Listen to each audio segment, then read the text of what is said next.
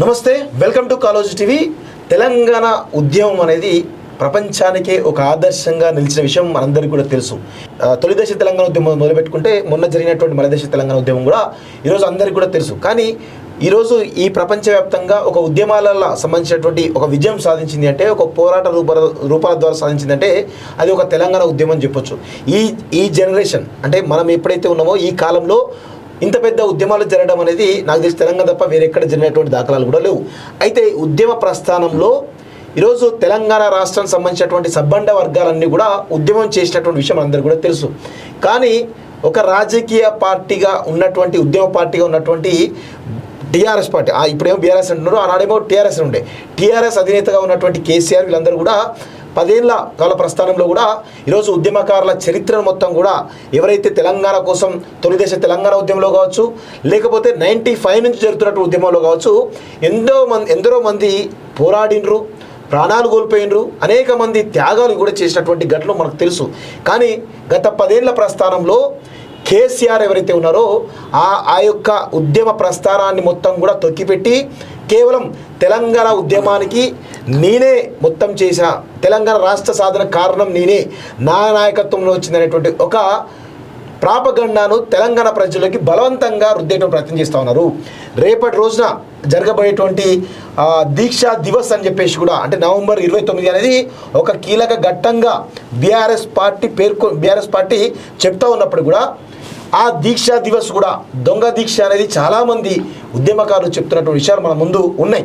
So దానికి సంబంధించి అసలు ఆ దీక్షా దివస్ ఏంటి, నిజంగా కేసీఆర్ దీక్ష చేసిందా, కేసీఆర్ దీక్ష వల్లనే తెలంగాణ వచ్చిందా అనేటువంటి విషయాలు మన కళ్ళ ముందు, అంటే వారు ఉద్యమ ప్రస్థానంలో చాలా కీలకంగా ఉన్నారు. అదేవిధంగా ఉస్మానియా వేదికగా అనేక ఉద్యమాలకు ఈరోజు వారు కారణభూతులైన కాబట్టి వారిని అడిగి తెలుసుకునే ప్రయత్నం వారే ఉస్మానియా యూనివర్సిటీకి సంబంధించినటువంటి విద్యార్థి ఉద్యమ నేత అయినటువంటి కోటా శ్రీనివాస్ గారు మనతో పాటు ఉన్నారు. వారిపైన తెలంగాణ ఉద్యమ సమయంలో వందలాది కేసులు ఉన్నాయి. తెలంగాణ వచ్చిన తర్వాత కూడా అనేకమైనటువంటి కేసులతోటి కేసీఆర్ తనను క్వశ్చన్ చేయకుండా ఉండడానికి చాలామంది ఉద్యమకారులపైన కేసులు పెట్టిండు. దానిలో మొట్టమొదటిగా ఈ తెలంగాణ రాష్ట్రం చెప్పుకునే పేరు ఏదైనా ఉంది అంటే అది కోటా శ్రీనివాస్ అని చెప్పొచ్చు. వారు తెలంగాణ ఉద్యమంలో చాలా కీలకంగా వివరించాడు. ఉస్మానియా విద్యార్థి ఉద్యమ వేదికల్లో ఆయన ప్రస్థానం అనేది చాలా గొప్పగా ఉంటుంది కాబట్టి వారిని అడిగి తెలంగాణ ఉద్యమ ప్రస్థానంలో ఏం జరిగింది, ఈ దీక్షా దివస్ రేపు బీఆర్ఎస్ పార్టీ చేపడుతున్నటువంటి దీక్షా దివస్ ఏదైతుందో నిజంగా ఆ దీక్ష వల్లనే తెలంగాణ రాష్ట్రం వచ్చిందా అనేటువంటి కొనలో వారితో మాట్లాడే ప్రయత్నం చేద్దాం. అన్న నమస్తే. నమస్తే. మీకు ఉద్యమ వందనాలు. అయితే రేపటి రోజున అంటే మీరు తెలంగాణ ఉద్యమంలో చాలా కీలకంగా ఉన్నారు, అనేకమైనటువంటి కేసులు కూడా ఉన్నాయి మీ మీద, ఇప్పటికి కూడా ఆ కేసులు ఉన్నట్టు మాకు తెలుస్తూ ఉంది. రేపు బీఆర్ఎస్ పార్టీ దీక్షా దివస్ అనే కార్యక్రమాన్ని చేపడతా ఉంది. ఆ దీక్ష వల్లనే తెలంగాణ సాకారమైంది, కేసీఆర్ ఒకటే తెలంగాణ దీక్ష చేసి చెప్పేసి అంటూ ఉన్నారు. దీనికి సంబంధించి పెద్ద ఎత్తున ఫ్లెక్స్లు కూడా కట్టి రేపు దీక్ష దివస్ చేయబోతున్నారు. దానికి సంబంధించి మీరు ఉద్యమంలో చాలా కీలకంగా ఉస్మానియా యూనివర్సిటీ వేదికగా ఉన్నారు, ఉద్యమంలో తెలంగాణ వచ్చే వరకు ఉంటాను కాబట్టి అసలు మీ ఒపీనియన్ ఏంటి? అసలు ఉస్మానియా యూనివర్సిటీ విద్యార్థి ఉద్యమ నాయకుడిగా నా కళ్ళ ముందు జరిగిన చరిత్రను ఇలా ప్రజలతో పంచుకోవడానికి ఈ కాలేజీ వేదికగా నేను చెప్పదలుచుకున్నాను. అది దీక్షా దివాస్ కాదు, రేపటి రోజున జరిగేది దీక్షా దివాస్ కాదు, తెలంగాణ ప్రజలకు డోకా దివాస్. తెలంగాణ ప్రజా సమూహానికి అందరికీ కూడా ఇలా డోకా చేయడానికి కోసం కేసీఆర్ చేసినటువంటి ఆ డోకాని తిప్పికొట్టింది తెలంగాణ విద్యార్థి సమాజం. మొత్తంగా ఉస్మానియా యూనివర్సిటీ వేదికగా అప్పటికే మేము ఆ కార్యాచరణలో మేము దిగినాము. డిసెంబరు ఏదైతే 2వ తారీఖు రోజు మేము ఆర్ట్స్ కాలేజీ నుంచి వెళ్ళి అమరవీరుల స్తూపం వరకు ఒక ర్యాలీ అనుకున్నాము. ఆ ర్యాలీ తెలంగాణ రాష్ట్ర ఏర్పాటు చేస్తూ పార్లమెంట్లో బిల్లు పెట్టాలనేటువంటి డిమాండ్ తోటి మేము ర్యాలీగా ప్రారంభించినాం. దానికి మేము మా కార్యక్రమాలు కొనసాగుతూ ఉన్నాయి. ఆ క్రమంలోనే ఈయన 29 రోజు దీక్షకి కరీంనగర్ నుంచి బయలుదేరి అలుగునూరు చౌరస్తాలో అరెస్ట్ అయ్యి ఖమ్మం జైలుకు తరలించబడతాడు. నేను దీక్ష చేస్తున్నాను, దీక్షను జైల్లోనే కొనసాగిస్తాన తర్వాత అక్కడి నుంచి హాస్పిటల్కి తరలిస్తారు. తెల్లవారి 30 రోజు సాయంత్రం 5:30కు వీడియో రిలీజ్ అవుతుంది, కొన్ని ఫోటోలు కూడా వస్తాయి. ఫస్ట్ ఫోటోలు వస్తే నమ్మలేదు, ఏదో అంటే అప్పుడున్నటువంటి ఆంధ్ర మీడియా అంతా కూడా ఒక ప్రాపగండా చేస్తుంది అనేటువంటి దాన్ని మేము అనుకున్నాం. మరికొద్దిసేపటికి ఒక వీడియో వచ్చింది. ఆ వీడియోలో చాలా క్లియర్గా కనబడతా ఉంది కేసీఆరే గ్లాస్ తీసుకొని తాగుతున్నట్టుగానే. కానీ తను మళ్ళీ ఏం చెప్తున్నాడు అంటే, దానికి స్టోరీ కథలాలి ఏం చెప్తున్నాడంటే, నేను తాగలేదు, నాకు ఏదో చేసిళ్ళు, నన్ను బలవంతంగా ఒక పశువును బంధించినట్టుగా బంధించి పోలీస్ అధికారులు డాక్టర్లు పట్టేసి నా నోట్లో టాబ్లెట్ పెట్టి నన్ను మైకం వచ్చేలాగా మత్తు వచ్చేలాగా చేసి దాన్ని తీసుకొని తాగేలా చేసిళ్ళని తను చెప్తా ఉన్నాడు.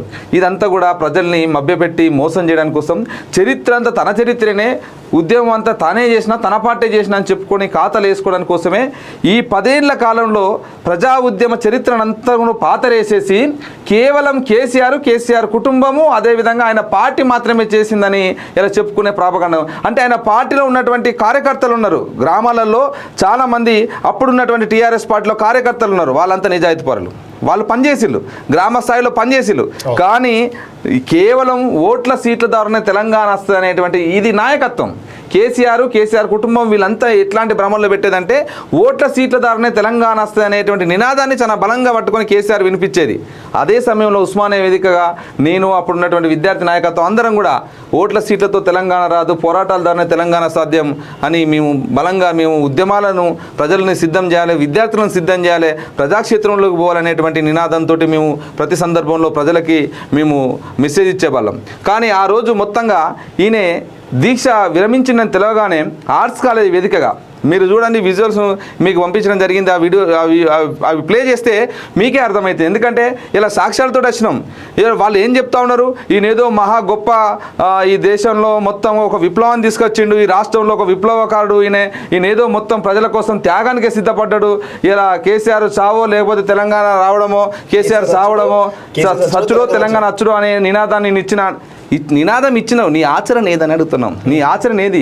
ఢిల్లీలో నువ్వు దీక్షలో కూర్చున్నప్పుడు ఏ పార్టీ దీక్ష చేసినావో, ఎట్లా వారిపోయినావో అప్పుడు ఉన్నటువంటి ఎంపీలందరూ కూడా చెప్పిళ్ళు, నీ తోటి కూర్చున్న వాళ్ళే చెప్పిళ్ళు. సాయంత్రం కాగానే నువ్వు ఎంత ఇబ్బంది పెట్టినావు, ఆల నరేంద్ర ఎంత ఇబ్బంది పెట్టినావు, విజయశాంతిని ఎంత ఇబ్బంది పెట్టినావు, వచ్చి నీకు నిమ్మరసం దాగిచ్చారాక నువ్వు ఎంత ఇబ్బంది పెట్టినావు అనేది అప్పుడు నీ సహచర ఉద్యమకారులే అన్ని బట్టబయలు చేసిళ్ళు. అదేవిధంగా మన కళ్ళ ముందరి చరిత్ర ఇది మన తెలంగాణలో జరిగిన చరిత్ర, మన కళ్ళ ముందరి చరిత్ర. ఏ రకంగా నిమ్మరసం దాగిండో మనకు తెలిసిన తర్వాత ఆ రోజే ఆర్ట్స్ కాలేజ్ వేదికగా ఇలా కేసీఆర్ పండరసం కాదు ప్రజల రక్తం దాగు అని బ్రాకెట్లో ఉచ్చదాగరా అని ఇలా శవయాత్ర చేసినటువంటి విద్యార్థులలో నేనొక్కని. ఇలా విద్యార్థి సమాజంగా ఆ ఉస్మానియా యూనివర్సిటీలో ఆర్ట్స్ కాలేజ్ ముందు శవయాత్ర చేసి కేసీఆర్ దిష్టిబొమ్మ దగ్ధం చేయడం జరిగింది. కేవలం అమరుడు కామ్రేడ్ గద్దరన్న ఆదేశాల మేరకే ఆ రోజు ఉస్మానియాలో ఏం చేస్తూ ఉన్నారు, ఇట్లా జరుగుతున్నది. ఇప్పుడే వీడియో వచ్చింది, మీకు అది చూసినలా మీరు వెంటనే చూడండి, అది చూసి ఒక కార్యక్రమం తీసుకోండి, ఉద్యమాన్ని మీరు కొనసాగిస్తామని ప్రకటన చేయండి అన్న తర్వాత వెంటనే కేసీఆర్ మొదటివాడు కాదు, చివరివాడు కాదు. 69లో విద్యార్థి ఉద్యమకారులే కేసీఆర్ 69లో విద్యార్థి ఉద్యమకారులే తెలంగాణ కోసం పోరాడిన్లు, అమరులైన్లు. ఆ విద్యార్థి ఉద్యమ స్ఫూర్తిలోనే ఇవాళ మేము ఖచ్చితంగా ఉస్మానియా యూనివర్సిటీ విద్యార్థులుగా తెలంగాణ రాష్ట్రం కోసం కొట్లాడతాం. కేసీఆర్ మొదటివాడు కాదు, చివరివాడు కాదు. కేసీఆర్ పారిపోయినంత మాత్రాన ఉద్యమం ఆగదు. విద్యార్థి ప్రజా ఉద్యమాన్ని కొనసాగిస్తాం, ముందుకే తీసుకుపోతాం. రాష్ట్రం సాధించే వరకు అలుపెరగని పోరాటం చేస్తాం. ఏ స్థాయి వరకైనా మేము యుద్ధంలో దిగడానికి సిద్ధమని ఆ రోజు ప్రకటన చేస్తాం. ఇదే మాటలు ఆ రోజు మీడియాలో మాట్లాడడం జరిగింది.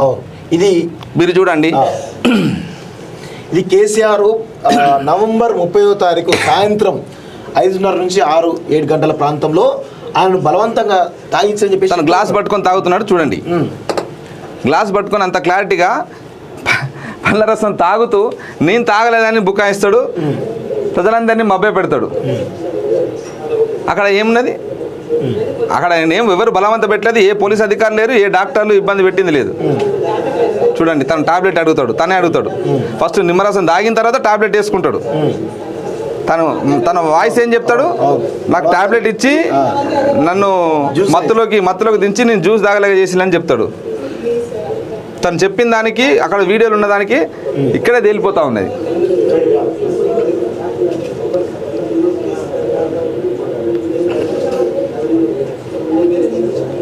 తను టాబ్లెట్ తర్వాత వేసుకుంటాడు. ఫస్ట్ పండ్ల రసం తాగుతాడు, పండ్ల రసం తాగిన తర్వాత మళ్ళీ టాబ్లెట్ వేసుకొని మళ్ళీ తాగుతాడు. సో ఈ రకంగా ప్రజల్ని ఒక వంచనకు మోసానికి ప్రతిసారి ఉద్యమం పేరుతోటి పబ్బం గడుపుకుంటూ రాజకీయ పబ్బం గడుపుకుంటూ ఆర్థికంగా అన్ని ప్రయోజనాలు పొందుతూ తెలంగాణ ప్రజల్ని వంచే క్రమంలో ఇట్లాంటి ఈ డోకా దివాస్ ఇది దీక్ష కాదు, ఇది ప్రజల్ని మోసం చేయడమే అనేది తెలంగాణ ఉద్యమానికి ద్రోహం చేసిందని ఆ రోజు చూడు ఎంత మాట్లాడుతున్న విషయాలు చూడండి. ఉస్మానియా కలుగుతున్న విద్యార్థులు కానీ ఇతర ప్రాంతాల విద్యార్థులు కానీ సో చాలా యాక్టివ్, అంటే దీని గురించి ఎక్స్ప్రెషన్ కూడా ఇస్తాడు కేసీఆర్. నేను ఏ విధంగా ఎందుకు పిల్లలు చనిపోతున్నారు నెక్స్ట్ వీడియోలో ఉంటుంది. నెక్స్ట్ వీడియో ఉంటుంది, అది కూడా చూద్దాం ఒకసారి. సో ఇదేమో దీక్షను బలవంతంగా దీక్ష విరమించుకున్నాడా లేకపోతే ఆయనకైనా దీక్ష విరమించుకున్నదా ఒకసారి మీరు క్లియర్ చూస్తే ఈ విజువల్లో క్లియర్ కనబడుతుంది. అయితే నెక్స్ట్ వీడియో ఒకసారి చూద్దాం మనము. ఆ నెక్స్ట్ వీడియో చూస్తే మీకు క్లియర్గా అర్థమవుతుంది.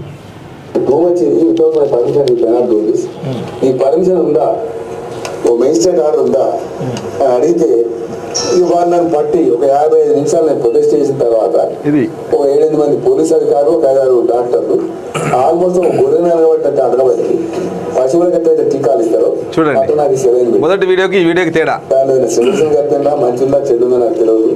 లేకపోతే మత్తులాగా వస్తే ఒక 40 నిమిషాల తర్వాత ఒక టాబ్లెట్ నా నోట్లో వేసి ఇది పోతే ఈ ద్రవం మీరు తీసుకోవాలనేది పెట్టిన ముందు ఖచ్చితంగా తీసుకోవాలని చెప్పి నోట్లో పోసింది. 2వ తారీఖు మళ్ళీ నా అట్టే తాగమని తాగాలని చెప్పి రిజెక్ట్ చేస్తే ఆ గ్లాస్ ఇక్కడ పక్కన పెట్టి మళ్ళీ ఒక 10 నిమిషాల తర్వాత గ్లాస్ తీసి నా నోట్లో పెట్టి పోస్తుంది, నా షర్ట్ మీద పడే పరిస్థితి. అప్పుడు మీరు పట్టుకుని అంటే నా చెయ్యి ఇంకా పట్టుకుంటాను కింద నుంచి. ప్రజలకు ఏం చెప్పినా నమ్ముతారు అనేటువంటి వీడియోగ్రాఫర్ను అనుమతించి అది మీడియా అని నాకు చెప్పి నేను మీడియా ఎందుకు మాకు పిలవమన్నా అంటే చచ్చిపోతే నాకు తెలిసి నేను ఏడ్చి చావకండి దయచేసి అప్పీల్ చేస్తా అని చెప్పింది.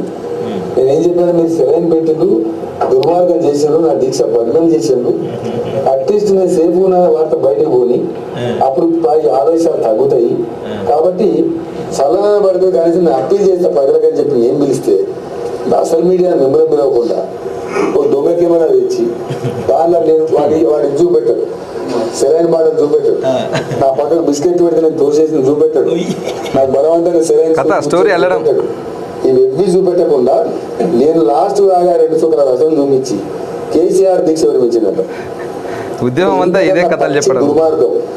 ఇంతకన్నా నీచాకి నీచం, ఇంతకన్నా దుగుప్సాకరమైన అసహ్యకరమైన ఎందుకు ప్రభుత్వం గుండెలు బేదాడుతుంది. నేను తెలంగాణ ఉద్యోగులు పెండమని చెప్పాను, అప్పుడు ప్రభుత్వం కాల్చేసి పడిపోతే కారణం ఏదైతే దాని నుంచి తెలంగాణ విద్యార్థులను, తెలంగాణ ప్రజలను, తెలంగాణ వాదులను, ఉద్యోగులను కన్ఫ్యూజ్ చేయాలని ప్రభుత్వం ఆడినటువంటి ఒక కుట్రపూరితమైనటువంటి నాటకం ఇది. పచ్చి మోసం, పచ్చి దగ. నేను అందుకే తెలంగాణ విద్యార్థులకు నేను మనవి చేస్తా ఉన్నాను, ఇగో ఇటువంటి ఇంత నీచమైనటువంటి తెలంగాణ ముసుగులో ఉన్న తెలంగాణ దుర్మార్గులు చేసే ప్రచారాలు కానీ లేదు సమైక్యవాదులు సాగించే కుట్ర, ప్రభుత్వం సాగించే కుట్ర కానీ వీటన్నిటి నుంచి తెలంగాణ సమాజం ముక్తి పొందానంటే ఏకైక పరిష్కారం తెలంగాణ రాష్ట్రం. నేను నా జీవిత లక్ష్యంగా పెట్టుకుని నేను వచ్చాను. ఇదంతా వద్దు, ఎంత అంటే ఇక పిట్టల ద్వారా ముచ్చట్లు ఎప్పట్లో నెంబర్ 1 అనేది మనందరూ కూడా తెలుసు కేసీఆర్.